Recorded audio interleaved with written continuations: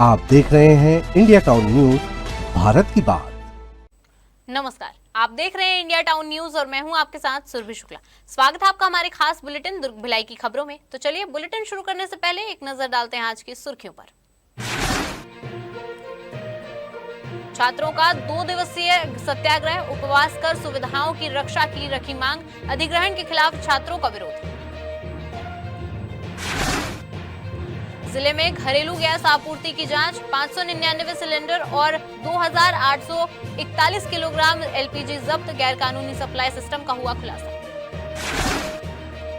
निजी अस्पताल का निरीक्षण, नर्सिंग होम एक्ट का उल्लंघन, दुर्ग में 5 अस्पतालों के लाइसेंस हुए रद्द।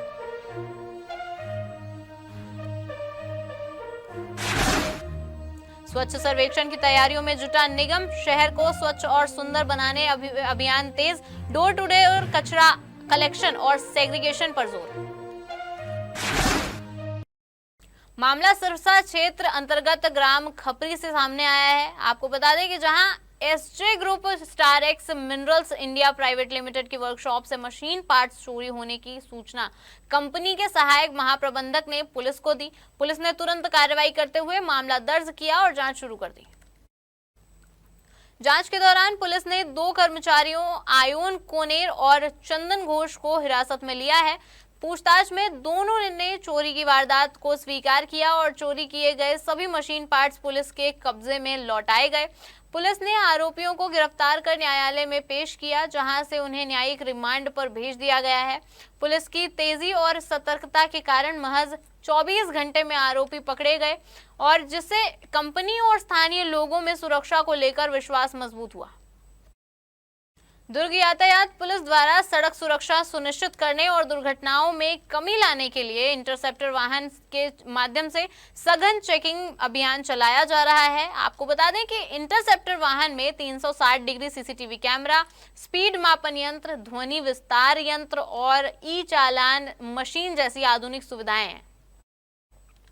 इन उपकरणों की मदद से ओवर स्पीडिंग, नशे में वाहन चलाना, प्रेशर हॉर्न, ब्लैक फिल्म, बिना हेलमेट चलाना, तीसरे व्यक्ति को अपने साथ सवारी में रखना, सीट बेल्ट न लगाना और नो पार्किंग जैसे नियम उल्लंघनों पर प्रभावी कार्रवाई की जा रही है। पुलिस के अनुसार पिछले 75 दिनों में कुल 2154 वाहन चालकों के खिलाफ कार्रवाई की गई और मोटर व्हीकल एक्ट के तहत कुल 18,29,000 रुपए का समन शुल्क वसूला गया। आपको बता दें कि इस संबंध में यातायात पुलिस ने नागरिकों से सड़क सुरक्षा नियमों का पालन करने की अपील की है, ताकि दुर्घटनाओं की संभावना कम हो और सड़क पर सुरक्षित वातावरण सुनिश्चित किया जाए। शहर की जीवनदायिनी शिवनाथ नदी को प्रदूषण से बचाने के लिए एक बड़ी पहल शुरू होने जा रही है। जानकारी के मुताबिक शंकर नाला और पुलगांव नाला के गंदे पानी को अब बिना शुद्ध किए नदी में नहीं छोड़ा जाएगा। इसके लिए उरला क्षेत्र में अत्याधुनिक सीवेज ट्रीटमेंट प्लांट बनाया जाएगा।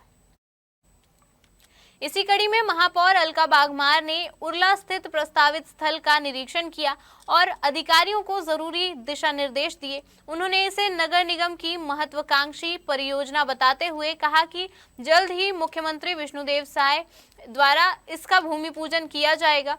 करीब 5 एकड़ जमीन पर बनने वाले इस मेगा प्रोजेक्ट के लिए भूमि सुरक्षा, सीमांकन और अन्य प्रारंभिक तैयारियां तेजी से पूरी करने के निर्देश दिए गए हैं। आपको बता दें कि लंबे समय से चर्चा में रही इस योजना को अब गति मिल गई है।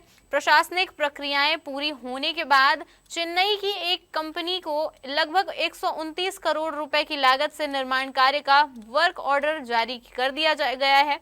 यह प्रोजेक्ट दुर्ग शहर के विकास की दिशा में अब तक का सबसे बड़ा प्रोजेक्ट माना जा रहा है। भूमि पूजन कार्यक्रम में मुख्यमंत्री विष्णुदेव साय, नगरीय प्रशासन मंत्री अरुण साव, कैबिनेट मंत्री गजेंद्र यादव और अन्य जनप्रतिनिधियों की मौजूदगी प्रस्तावित है। भिलाई निगम क्षेत्र में स्वच्छ सर्वेक्षण को लेकर तैयारियां जोरों पर है। निगम प्रशासन ने शहर को स्वच्छ, सुंदर और स्वस्थ बनाने के लिए कई पहलें तेज कर दी है। निगम आयुक्त राजीव कुमार पांडे के निर्देशानुसार डोर टू डोर कचरा कनेक्शन, सोर्स सेग्रीगेशन और बल्क वेस्ट जनरेटर पर विशेष ध्यान दिया जा रहा है। इसके साथ ही सामुदायिक शौचालयों की नियमित साफ सफाई और रखरखाव सुनिश्चित किया जा रहा है। शहर के सौंदर्यीकरण के लिए दीवारों पर आकर्षक पेंटिंग बनाई जा रही है, जिससे नागरिकों में स्वच्छता के प्रति जागरूकता बढ़े। इसके अलावा नगर निगम ने सिंगल यूज प्लास्टिक के उपयोग पर रोक लगाने के लिए कड़े निर्देश जारी कर दिए हैं और नागरिकों को इसके प्रति जागरूक किया जा रहा है।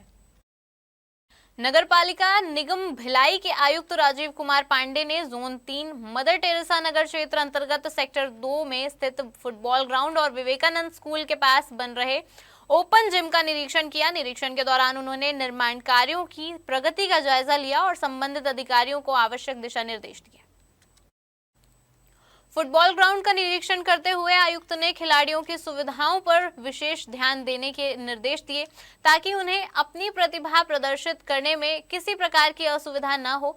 वहीं ओपन जिम को नागरिकों के स्वास्थ्य के लिए महत्वपूर्ण बताते हुए उन्होंने इसके कार्य को शीघ्र पूर्ण करने पर जोर दिया। आपको बता दें कि इस दौरान आयुक्त ने अधिकारियों को मूलभूत सुविधाओं की सुनिश्चितता के साथ निर्माण कार्य में तेजी लाने के निर्देश भी दिए। घरेलू गैस सिलेंडरों की आपूर्ति और वितरण को निर्बाध रूप से बनाए रखने के लिए जिले में निरंतर छापेमारी की जा रही है। इसी कड़ी में जिला खाद्य कार्यालय के अधिकारियों ने ग्राम पंचायत रसमड़ा के बुरई इंडस्ट्रियल ग्रोथ सेंटर में स्थित पापूषा गैसेस प्राइवेट लिमिटेड की आकस्मिक जांच की। जांच में पाया गया कि सेंटर में कॉन्फिडेंस पेट्रोलियम इंडिया लिमिटेड के द्वारा गो गैस और गैस पॉइंट ब्रांडों के गैस सिलेंडरों की सप्लाई डीलर के माध्यम से उपभोक्ताओं को की जा रही थी। यह प्रणाली सार्वजनिक वितरण प्रणाली से अलग एक समानांतर विपणन प्रणाली के रूप में संचालित हो रही थी। खाद्य नियंत्रक ने बताया कि फर्म की जांच में कुल 599 गैस सिलेंडर और 2841 किलोग्राम एलपीजी भंडारित पाया गया। फर्म द्वारा मांगे जाने पर कोई दस्तावेज प्रस्तुत नहीं किया गया। स्टॉक पंजी और भौतिक सत्यापन में अंतर पाया गया। फर्म के मैनेजर ने बताया कि अतुल रबर को डीलर के रूप में सप्लाई की जाती है।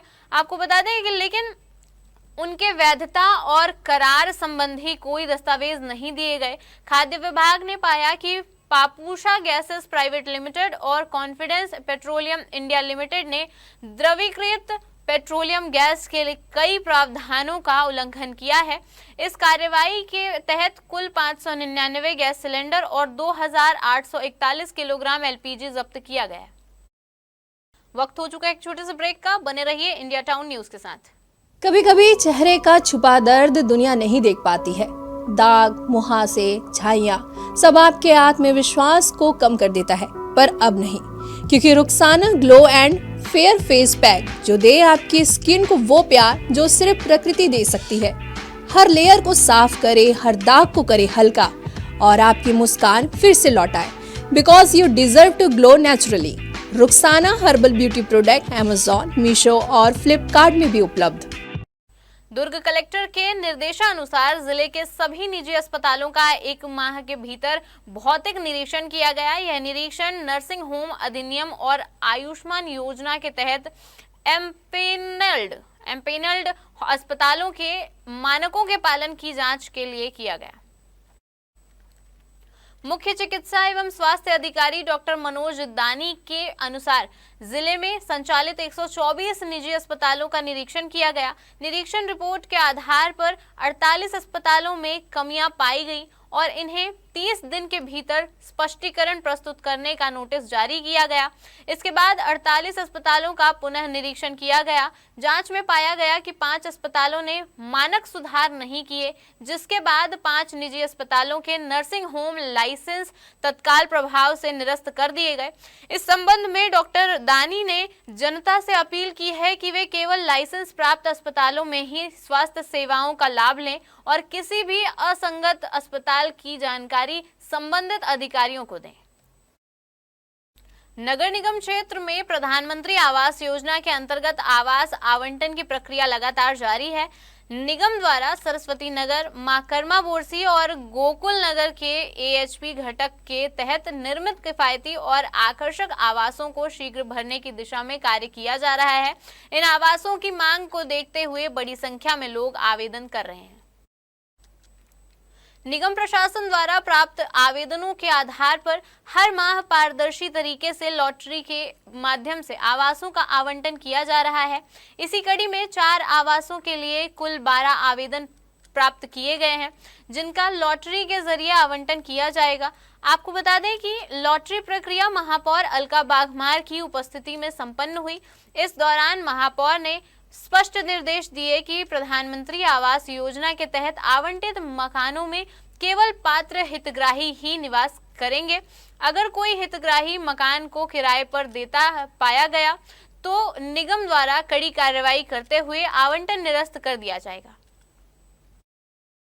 थाना मोहन नगर में प्रार्थी अमरजीत सिंह ने रिपोर्ट दर्ज कराई कि 29 अक्टूबर 2025 से 2 नवंबर 2025 के बीच अज्ञात आरोपियों ने उसके सूने मकान को अपना निशाना बनाया। मामले में पुलिस ने बताया कि आरोपी ने सूने मकान का फायदा उठाकर चोरी को अंजाम दिया, लेकिन सीसीटीवी फुटेज की मदद से आरोपी को पकड़ने में सफलता मिली। पुलिस ने घटनास्थल और आसपास के सीसीटीवी फुटेज के आधार पर संदेही की पहचान की। जांच के दौरान आरोपी रविंद्रपाल गौतम उर्फ राहुल सागर निवासी उत्तर प्रदेश को हिरासत में लेकर पूछताछ की गई। आरोपी ने चोरी की घटना करना स्वीकार किया, जिसके बाद पुलिस ने आरोपी के कब्जे से चोरी की गई आभूषणों की बिक्री से प्राप्त नगद जब्त किए और आरोपी को गिरफ्तार कर न्यायालय में के समक्ष प्रस्तुत कर उसे न्यायिक रिमांड पर भेजा गया।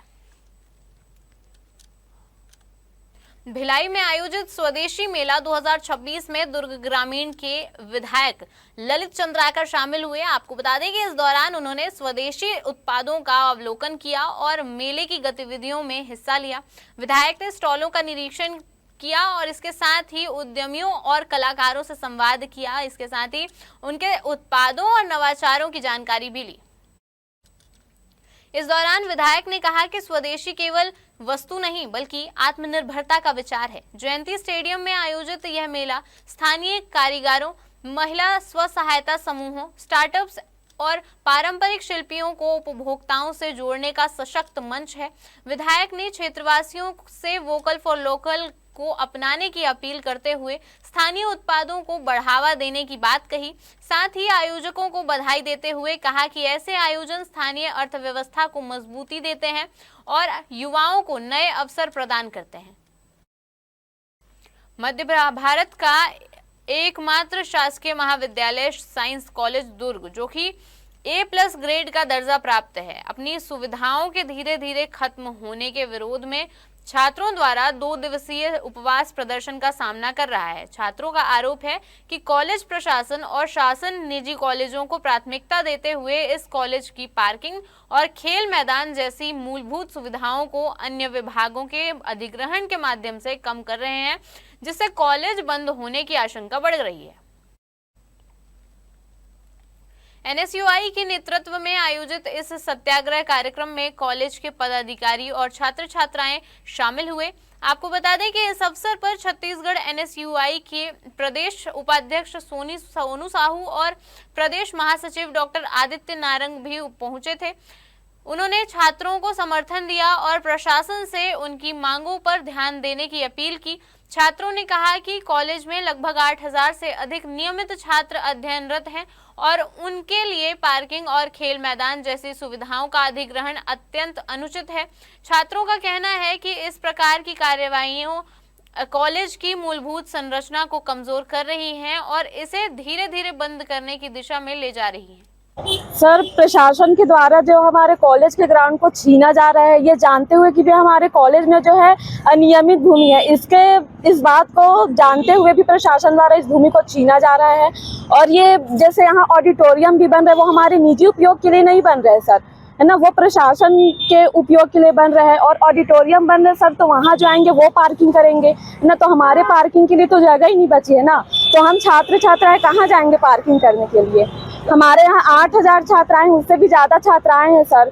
और एग्ज़ाम के समय में सभी छात्राएं आते हैं तो पार्किंग की और ज़्यादा दिक्कत होती है। तो इस चीज़ को जानते हुए भी प्रशासन वालों ने यहाँ की ज़मीन को लिया है सर। देखिए, हमारी मेन जो समस्या है, कॉलेज में जो पार्किंग अभी संचालित हो रही है उसे कॉलेज प्रशासन द्वारा किसी और विभाग को दे दिया गया है। जिसको लेकर हमने कई बार प्राचार्य महोदय को ज्ञापन के माध्यम से अवगत कराया था कि ये कॉलेज के पास रहने दे, लेकिन प्राचार्य महोदय का ये कहना है कि अगर मैं दे रहा हूँ ज़मीन तो आप लोग को क्या दिक्कत है, आप लोग कौन है तो बोलना। तो अभी आने वाले समय में किस प्रकार की दिक्कत होगी? आने वाले समय में छात्रों को बहुत बड़ी समस्या का सामना करना पड़ सकता है, क्योंकि पार्किंग अभी रहते हुए अगर कॉलेज में एग्ज़ाम हो जाता है तो गाड़ी रखने के लिए सुविधा नहीं रहता। इस तरह हो गया है सर, यहाँ अगर ज़मीन छीन ली जाएगी तो छात्रों के पास ऐसी ज़मीनें नहीं है, छात्रों के पास मतलब उपयोग के लिए ज़मीन नहीं रहेगी, छात्रों की पार्किंग के लिए ज़मीन नहीं है, छात्रों के खेलने के लिए ज़मीन नहीं है। अब तो ये भी सुना गया है कि जो खेल मैदान है एकमात्र साइंस कॉलेज का, जो एक नियमित छोटा सा रूप है, यहाँ पूरे शहर से बच्चे भी आके खेलते हैं और कॉलेज के भी यहाँ प्रोग्राम्स होते हैं, नेशनल स्पोर्ट्स होते हैं, वो भी कहीं ना कहीं ये चीज़ों को दे दिया गया है फुटबॉल ग्राउंड बनाने के लिए। तो अगर फुटबॉल ग्राउंड बन जाएगा तो वहाँ पे और किसी प्रकार के अन्य खेल नहीं हो पाएंगे, है ना। तो अन्य प्रकार के और अन्य खेल नहीं हो पाएंगे तो हमारे कॉलेज में जो इतने सारे नेशनल स्पोर्ट्स होते हैं, एनसीसी की भर्ती होती है, वो सारी प्रक्रिया कहाँ होगी? हमारे पास जगह ही नहीं है तो हम कहाँ करेंगे। और पार्किंग की मुद्दे रही तो पार्किंग में सर ये यहाँ तो उतनी सीमित जगह नहीं है, यहाँ स्ट्रेंथ इतनी ज़्यादा है, 8,000 बच्चे हैं, उसके साथ साथ टीचर्स आते हैं और प्राइवेट के स्टूडेंट्स आते हैं और यहाँ इग्नू डिपार्टमेंट है। दुर्ग जिला कार्यालय के सभा कक्ष में कलेक्टर अभिजीत सिंह ने जन दर्शन कार्यक्रम में पहुंचे आम लोगों से मुलाकात कर उनकी समस्याएं सुनी। उन्होंने सभी आवेदनों को गंभीरता से लेते हुए संबंधित विभागों को त्वरित निराकरण के निर्देश दिए। इस दौरान डिप्टी कलेक्टर उत्तम ध्रुव भी मौजूद रहे। जनदर्शन में अवैध कब्जा, आवासीय पट्टा, प्रधानमंत्री आवास, भूमि सीमांकन, सीसी रोड निर्माण, ऋण पुस्तिका सुधार और आर्थिक सहायता जैसी विभिन्न समस्याओं से जुड़े कुल 128 आवेदन प्राप्त हुए। कलेक्टर अभिजीत सिंह ने कई मामलों में तुरंत संज्ञान लेते हुए संबंधित अधिकारियों से फोन पर चर्चा कर शीघ्र कार्रवाई के निर्देश दिए। वहीं एक सेवानिवृत्त शिक्षिका ने शिकायत दर्ज कराई कि सेवानिवृत्ति के 6 माह बाद भी उन्हें जीपीएफ की राशि का भुगतान नहीं मिला है, जिससे उन्हें आर्थिक परेशानियों का सामना करना पड़ रहा है। इस मामले में कलेक्टर ने जांच कर जल्द से जल्द स्थायी समाधान सुनिश्चित करने के निर्देश दिए। हमारे खास बुलेटिन दुर्ग भिलाई की खबरों में फिलहाल इतना ही। देखते रहिए इंडिया टाउन न्यूज, भारत की बात। नमस्कार। आप देख रहे हैं इंडिया टाउन न्यूज, भारत की बात।